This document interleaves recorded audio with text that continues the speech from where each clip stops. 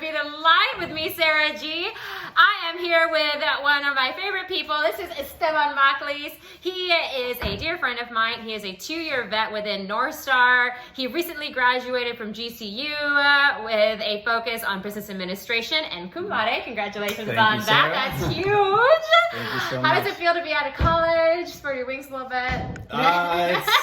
It's unique, I'm not gonna lie, because you plan on your life like reaching certain goals sometimes, right? Yeah. And I think that's what we're gonna talk today, expectations. Yes, that's exactly right. Exactly. Yes. And so obviously when I was growing up, it was like, I want to get an education, right? I'm one of the first people in my family to get an education here in the States.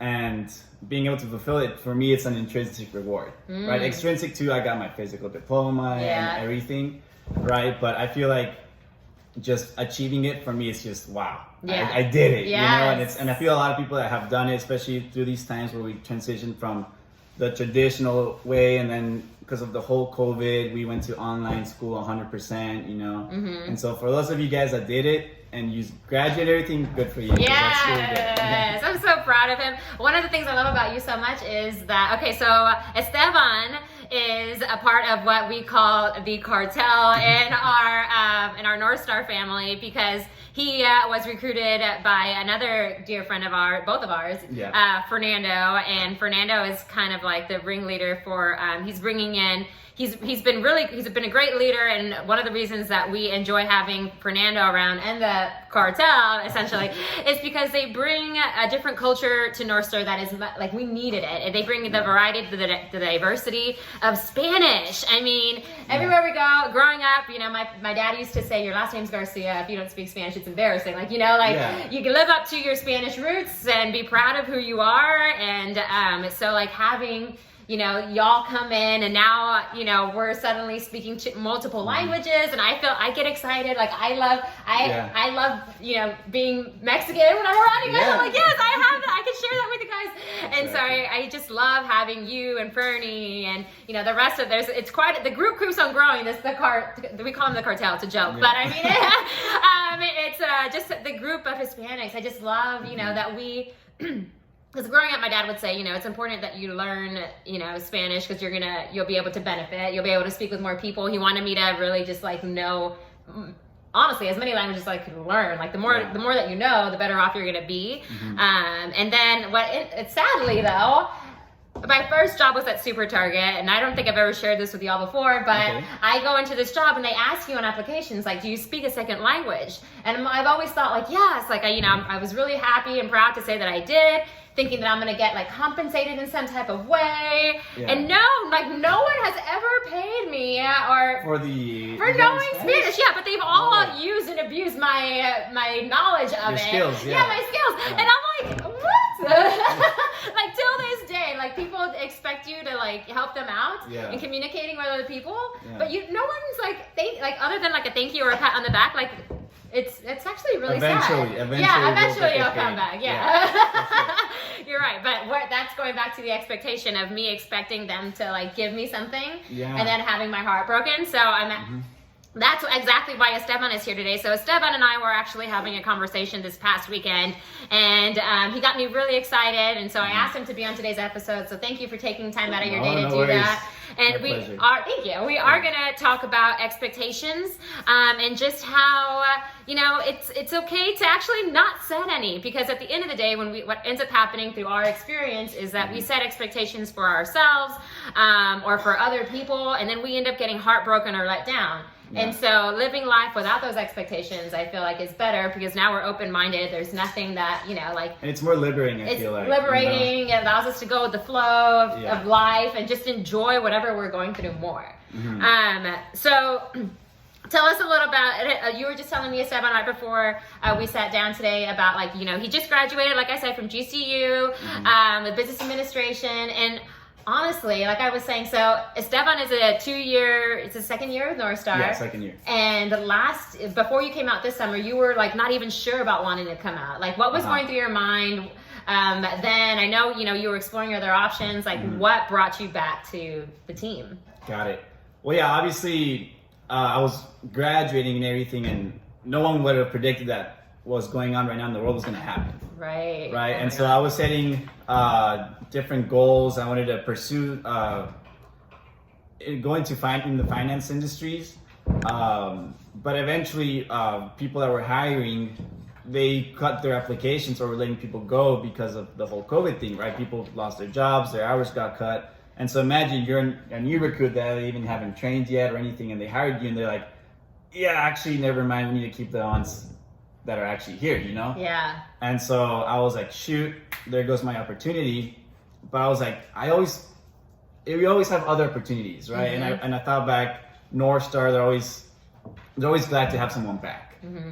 And so I talked to Peter and Jake, and we kind of reevaluated my goals and my opportunities, and I felt like this was the best move for me at the moment due to everything happening, instead of just being back home and being lazy. Yeah. And sitting on the couch, Mm-hmm. you know, and actually having a purpose and a drive to become better and eventually pursuing what I actually do want to pursue. Yeah. You know, but it's where we're going. If you set expectations and you don't reach them, like I could have been like, oh, I didn't get my finance job. I'm depressed now. I'm going to sit down and just, I don't know, Yeah.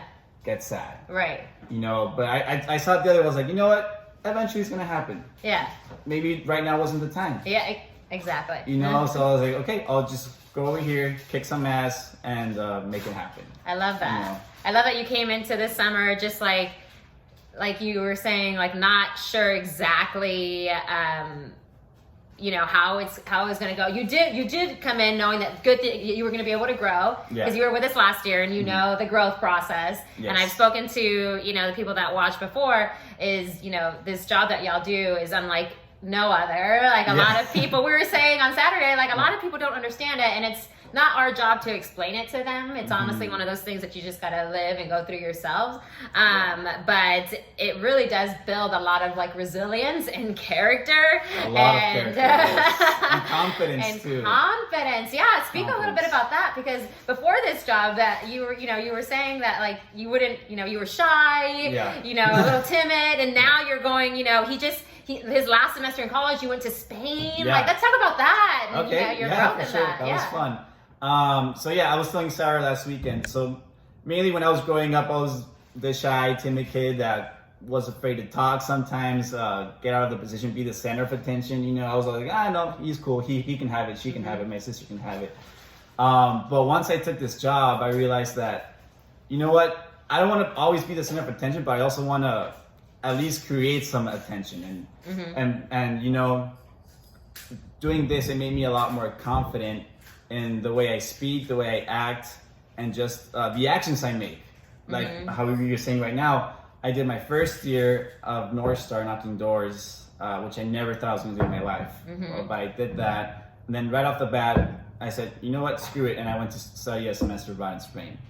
And that to me, boom, just opened my mindset. Obviously, I've been influenced by two cultures growing up all my life, being born in San Diego, raised in Tijuana, Mexico, being in the Mexican culture where it's like very traditional and strict, and we're going back. Sometimes your parents, they set expectations for you, and then the American side where usually kids just get out of their house when they're 18 and they go on their own journey.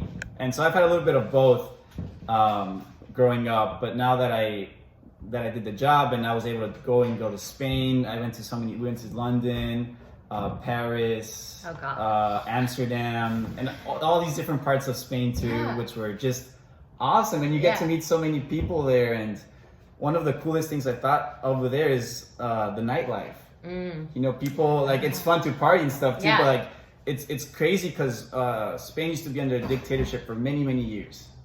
Right, and finally, like when they had curfew, so they couldn't go out after 8 or 7 p.m. at night. And then once he was thrown over power, people were celebrating because we can finally go out and do things, right? And so that's where the whole tradition became, where like people go out to like 3, 4 in the morning, and it's not weird to see kids that are like 12, 10 at a restaurant at 12, 1 in the morning on a weekday. Really? I did not know that. And I would see kids like,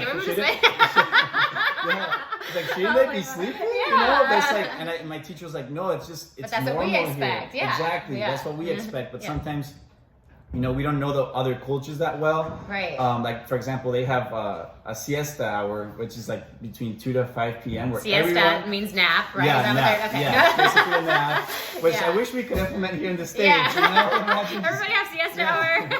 yeah, just go back home, have a little nap. That would eat. be nice. Yeah, that would be bad. But yeah, it's just, I feel like they make the day longer, way more enjoyable. And I thought that was super cool. And then just being able to visit other parts of the country and seeing how they do it there.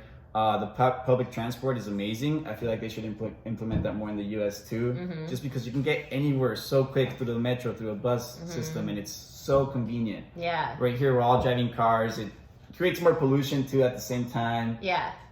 So it's a different world for sure. It is. Yeah. I have an aunt and uncle that I'm very close to, my tia Marisa and my uncle Randy, and I was very fortunate being able to grow up with them because they were the ones that really opened my mind as far as like experiencing things. They would say travel as much as you can, try as many new things as often as you can, because when like you, I grew up in a very Hispanic traditional home. Yeah. At least for my father. Like my mother is not.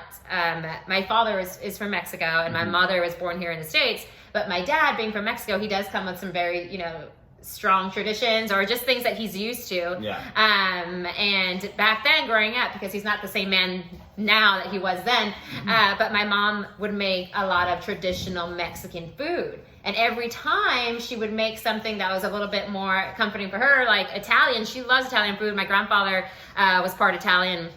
And so, she would bring, say she made spaghetti and she would serve my dad. And my dad would be like, "¿Qué es esto?" Which is, "What's this?" And he would say, was this an invention? Like he didn't understand it. He didn't know what spaghetti was. Right, yeah.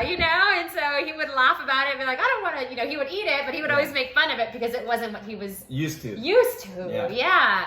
And so I think that it's, having that mentality of, my aunt, like going back to my aunt and uncle, we'd go out to restaurants. I'm never going to forget my first time eating Thai food. We're sitting we were actually in Dallas. Okay. And we're at this Thai place. I've never eaten Thai in my life, and I'm a little apprehensive about wanting to try it. Yeah. And my aunt looks at me and she says, "Remember, you have to try everything once. You're never going to know if you like it until you try it." And so I tried it, and I ended up loving it. I was like, "Ooh, it's spicy," but I loved it. But like that made me think about a time when I was in elementary school. I'm sitting at one of my best friend's houses, and her and I was always at her house, and her family ordered Chinese food. They ordered Chinese food, and they were used to eating it. I never had it. I literally cried, Esteban. I cried. No way. I was so uncomfortable as a child. I'm like 7 years old, and they're serving me, and I got so nervous. I didn't know what it was. I literally cried. I know it's funny, but I was just like, I didn't know what to do with it, and they were like, it was kind of like buffet style. They put it in the middle of the table. Everything you wanted. And I was just like, I was like, "Can I eat this?" And I'm a little kid. I didn't know. And they were like, "It's going to be okay. Like, just try it." And I'm like, "Okay." And I love Chinese food, but like, isn't that crazy? Like, we just get so comfortable in doing things the way we're taught. And then I feel like, especially in this culture nowadays, that, we are now encouraged to be kind of, the new pioneers for our families and kind of break those traditions and set new ways. And I read something not too long ago where they were talking about how, to grow, when you grow up now, people are encouraging others to forget everything that you were taught growing up, essentially, almost. And create new ways of doing things, because a lot of the times, your parents teach you with the best that they know, but there's always going to be a better way, so that eliminates going back to what we're talking about, expectations, the expectations that our parents set for us. And sometimes that we set for ourselves too. Exactly. Yeah. Because sometimes, like, growing up, I feel like I would set many expectations for myself, and I'm pretty sure you could relate to this too, where if you don't make that expectation, you're like, "Oh, geez," and you get upset and frustrated, maybe angry sometimes too. Oh, yeah. And what I've learned to do is not to set them and just kind of go with the flow. Yes. And just like. And how much better do you feel when you're able to go with the flow? A lot better, because just not setting an expectation, if it doesn't go out the way you want, it's like, okay, it went out this way, and cool, I learned this. Right. I took this from the expectation, or I learned this, and maybe next time I won't do it this way. Yeah. But it's just the being able to go with the flow. I feel like just opens your mentality, having an open mindset. Yeah. You know, and you're more willing to try new things and expose yourself and just simply get out of your comfort zone. Yes. Like, okay, so you just graduated. We just said earlier he graduated from GCU with business administration. So he's over here thinking, expecting, you know, you said you applied for jobs and at first you got hired and then COVID came. Not expecting that, and then now you're, you know, that brought you back. One of the reasons you came back to North Star this year. So, you know, you had that open mind of like, you didn't see yourself necessarily here, but because the expectations, or you were okay with eliminating that expectation for, you know, yourself. Because I mean, like you thought you had it all planned out, right? And then nope. Yeah. Exactly. But that's life. The life like can always, all the time. And sometimes many people aren't comfortable with change, but get comfortable with change. Yeah. It could, you know, I've met so many new people on the team now, like, and so, even Spencer and you, I didn't get to spend that much time with you guys last summer. Yeah. And I'm really grateful that I am, because I'm getting to know you guys better. Yeah. You know, and it's really cool. And like one of the cool things that when I was studying about, like many people told me like, obviously you're meeting new people and everything. And one of my friends, she was like, you can really just keep a conversation with anyone, can't you? I was like, I didn't really see it that way, but just, you know, just being present with people and having a conversation, just, it makes things way more fun. You know? Oh yeah. And just, you know, sometimes you just gotta accept the change and embrace it. Yes. And feel like it's for your better. Oh yeah. You know? Even though sometimes it might not seem like it, that's where that open mindset is like, look at the bright side of it. Yeah. Even the small things. Would you say the small things, like, for example, a couple weekends ago for the 4th of July, my dad came out and visited us. And I love you, Dad. But okay, my dad has broken my heart so many times growing up, because he would, you know, say, hey, like, we're going to do this weekend. I'm going to take you here. And my dad works extremely hard for us growing up. And so a lot of the times, you know, he wanted to spend that one-on-one time with us, but because he was trying to support us and our family, he wasn't able to do half the things that he would say. And growing up, I would expect him to follow through with all these promises he was making. And I would spend a lot of my childhood very, you know, sad because I wasn't able to do all these things that he had said. And so, you know, till this day, like, I've learned, you know, just to protect my heart, really, and my emotions. You know, when my dad said, hey, Mija, I'm going to go out and barbecue for your team on the July 4th, I kept telling Spencer, I said, this is what he's saying, but I'm going to take it with a grain of salt until it actually happens. I don't want to get all excited because he could very easily, something might come up and he won't be here. And then I'm going to be like, oh, but that's not here, you know? And so even like the small things like that, I've learned to just like not expect things from people. Yeah, and he came and he ended up coming actually. Mr. Garcia, you're a great chef. I've told you multiple times, but yeah, we all had he made burgers, like carne asada, chiles rellenos. He outdid himself, and it was just amazing. Yeah, but it was just like that kind of like, hey, even with the small things, I'm not going to expect it. Go ahead. No, I was just going to say, like you saying, growing up, you would have these expectations of him taking you to a place or doing something for you, but at the same time, as kids, we don't see it this way, but sometimes we're not what's the word, thankful just because he wasn't present, but he was giving you a place to live in. He was giving you food every single day. You know, and as kids, sometimes we don't see that. We're like, he told me he was going to take me to the park today, but he gave you a plate of food, he gave you water, he gave you shelter, warm water, warm house. Which you look at now as an adult, you're like, oh shit. And you're like, and you know how expensive it is to do that for yourself. And you're like, oh geez, my dad was working his butt off, but it was for us. Right. You know, and sometimes you don't see it that way, but you just gotta look back and be like, just be thankful for what people do for you. I love the little things. Yes, you know? Yes.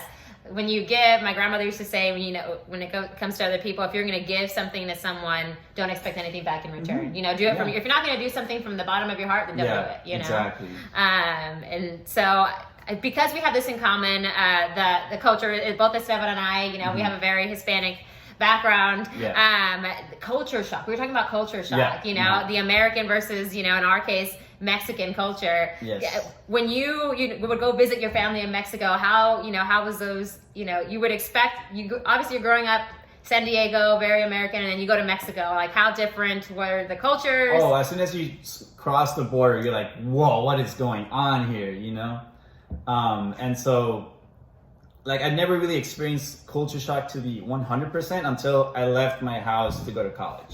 Oh, really? Right. College? Wow. So exactly, yeah, because I would experience it for a few minutes, but I wasn't there like a day, a week, a month, 2 3 months, a year, you know? Yeah. And it was like, oh, it's a little bit different, but then I go back to my comfort zone back in Mexico where we're speaking Spanish and all that time. And then when I finally moved off to Phoenix to go study, that's when I initially was like, whoa, okay, this is what it feels like to live in America. Really? So you were more comfortable with the Mexican side of things? I was, yes, because that's what I was used to, you know? Because like I would cross the border, go to school, and then go back for the rest of the day. So I didn't know this. You went to school in Mexico? No, I studied I lived in Mexico, but I would study in San Diego. Oh. So I would cross the border every single day to go to school and then come back. Oh, I did not know that. Yeah. Oh, this whole time I had it backwards. This whole time I thought you grew up in San Diego, go to Tijuana, but really you grew up in Tijuana, would come to school in the States. Yeah. Crazy. I'm the exact opposite. But it still shocks it is you. still, You know? It's still shocking. Yeah. And once I finally left, like I was saying, like I never thought I was gonna feel that kind of culture shock because I was like, I've been exposed to it for 18 years of my life. Yeah. But once I finally got there and I wasn't speaking Spanish to anyone, I was like, oh, I miss home. So how was it for you growing up? Did the schools, were you expected to speak Spanish in schools or English or like both? So first day of school, I didn't know nothing of English. Really?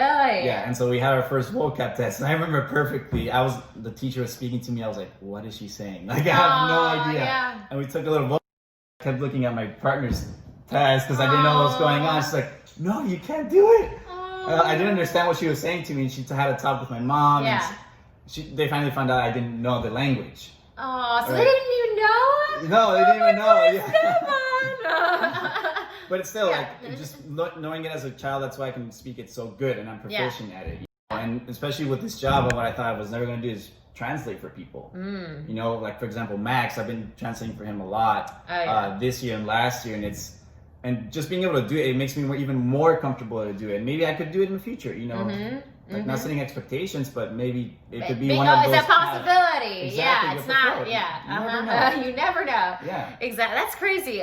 So you grew up coming back and forth like that. I was going to tell you, I grew up the complete opposite. Okay. I grew up, in San Antonio, and then where my dad's from is this really poor town, right? Like it's an hour away from the border, from Eagle Pass. Okay. And so we would go, and he would prep us because he grew up there. Yeah. So he would prep us mentally. They're not going to have water. We're going to drink bottled water, and you're going to be very grateful for everything that they give you. You're going to say thank you. But you're, kind of He would prep us like because it was a big culture shock. Yeah.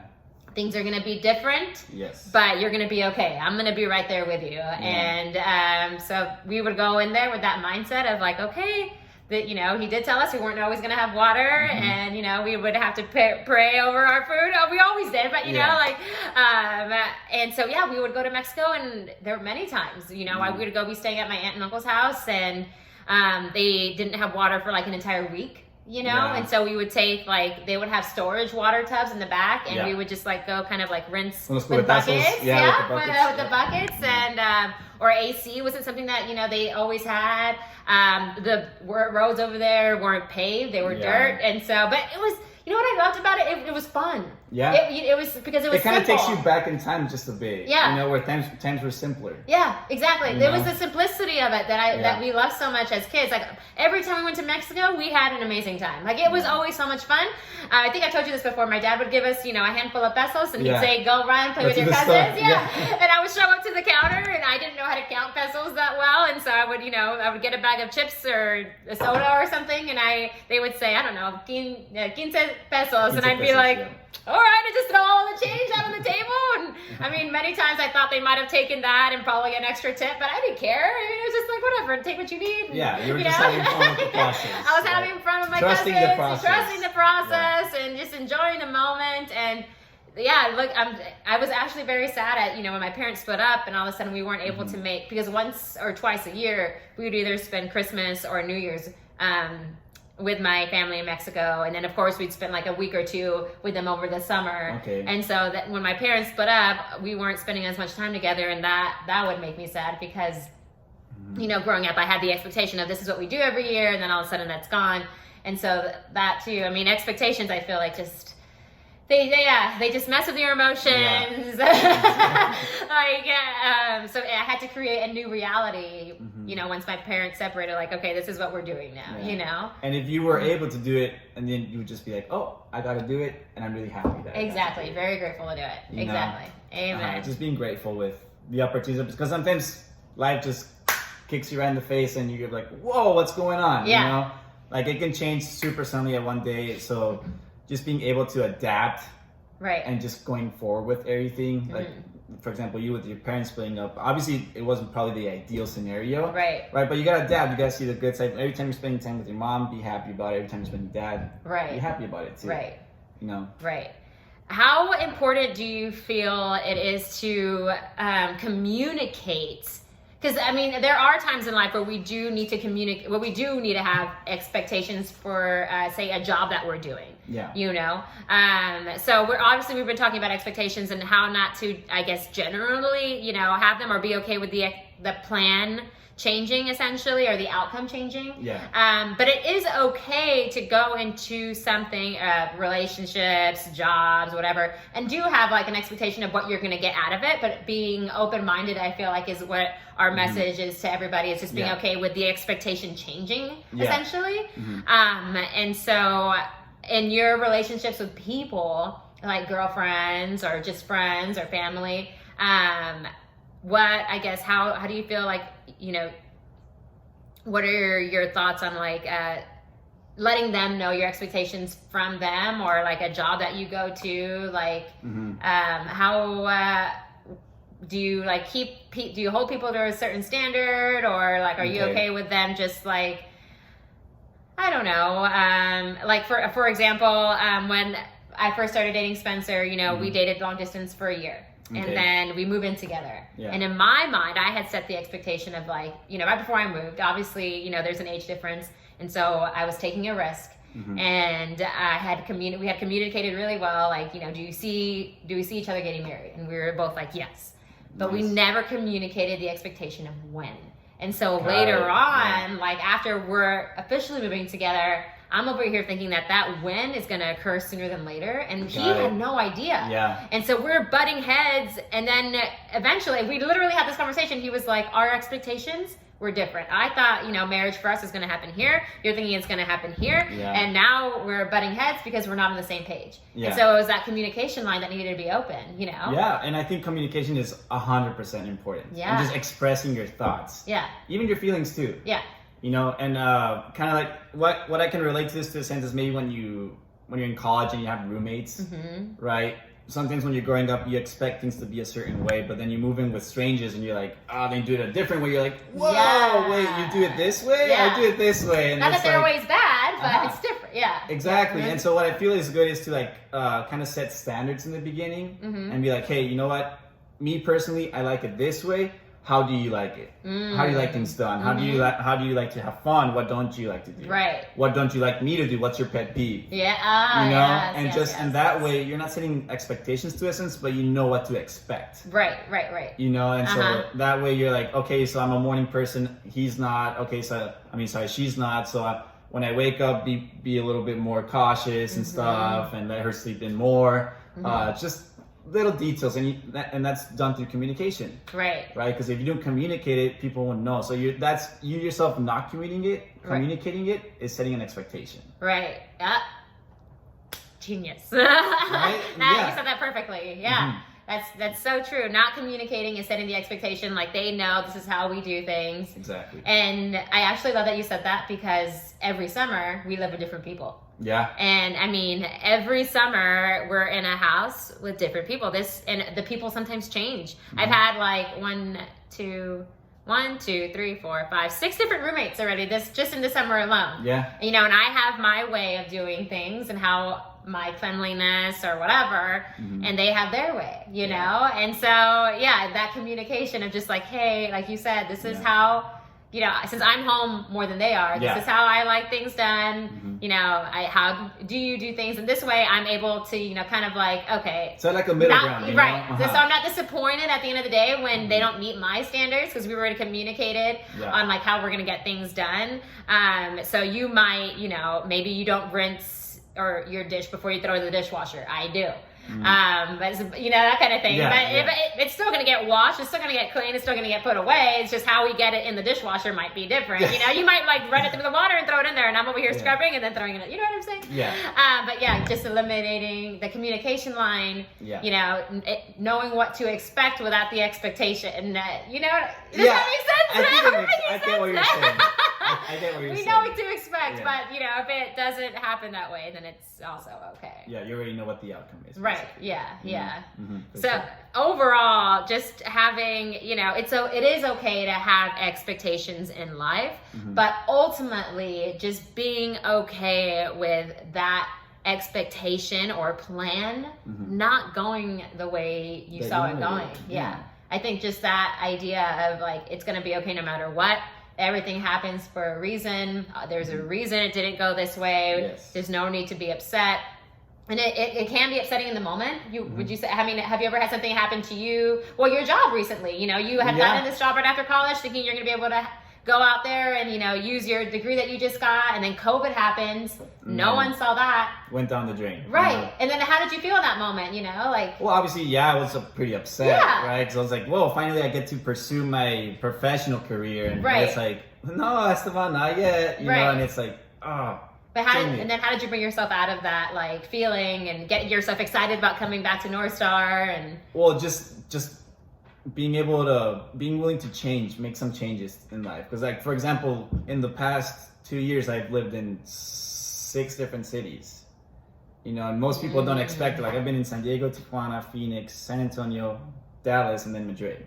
Wow. You know, and I've been changing everywhere. So like, just when I learned that information that I wasn't getting the job, I was like, you know, I've changed so many things already. That's mad for me right now. You know, it's a little change. Eventually, it's gonna come back clear. So I was like, I'll just adapt to it, be happy with what I have, not be reminiscing over what I don't have, because I feel like that's so many people do, and not getting out of their comfort zone, and they get comfortable with what they have. You know, and I feel like it's better for you to not get comfortable with what you have, because you're always looking for something better in the future. You know, and so I was with this when I was like, you know what, this is what life gave me. Let's go do our best. Right, and that's something that you have to do. Yep. I posted something about that on my story earlier today. When you focus on the good gets better. You know, when you are living life and really just enjoying the day for whatever the day gives you. Yeah. And embracing everything that happens that day, good or bad, just realizing it serves a purpose. Everything that happens to us has a purpose. You know, whether it's good, bad, we learn from it, or you know, I feel like God encourages us to learn from it. He's putting it there in front of us for a reason, a lesson, even if we don't understand it at the time. You know, you can look back at it, you know, a few days later, or whatever. But like everything in life, I believe happens for a reason. Yeah. And so, you know, when things don't go the way we want them to go, it's not, you know, something to like be upset about, or like it's okay to be upset, but like don't hold on to it for such a long period of time where you can't let it go and move on, you know? Yeah. But yeah, so I really, golly, I love I just, you know, before we sat down, we were talking about like all the things that we had in common, and then we created this topic of, you know, expectations, and just how, like we were saying, just being okay with those expectations changing, being willing to go with the flow. But I appreciate you. I appreciate you too. Sitting here today. He didn't know I was going to ask him to be on the show today. After I was just thinking about the conversation that we had all weekend, and I was like, man, I woke up this morning and I thought I'm gonna text Esteban and ask him if he'll sit down with me today. And then just our conversation before this, that's what brought us to this. And I was like, I just love life, you know? Yeah. You didn't expect it, and here he is. There you go. Yeah, and I'm here and I made a video with you. Yeah.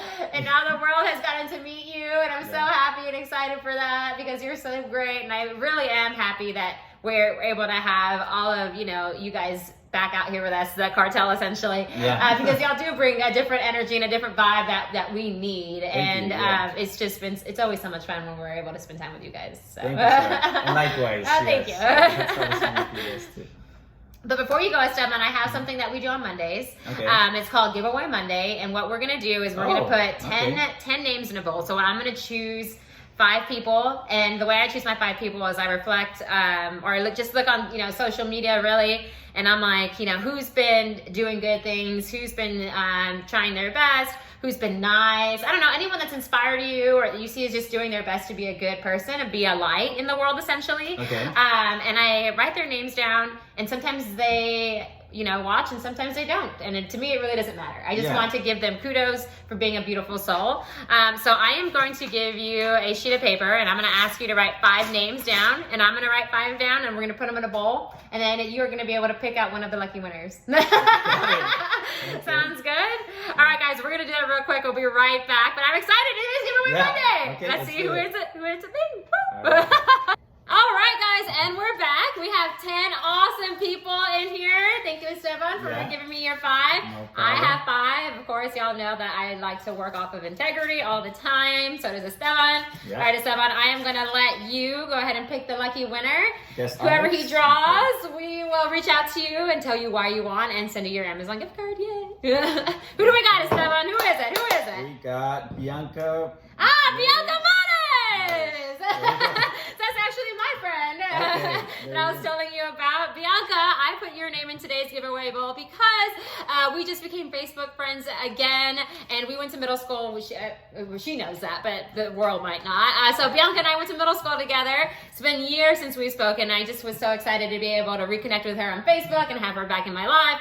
And so, yeah, I'm just excited to get to know you again, Bianca. I will be reaching out to you soon with your Amazon gift card. Yay! Thank you for being amazing and a beautiful light. We need more people like you in this world for sure. But Esteban, thank you so much again for sitting here with me today. You're the absolute best.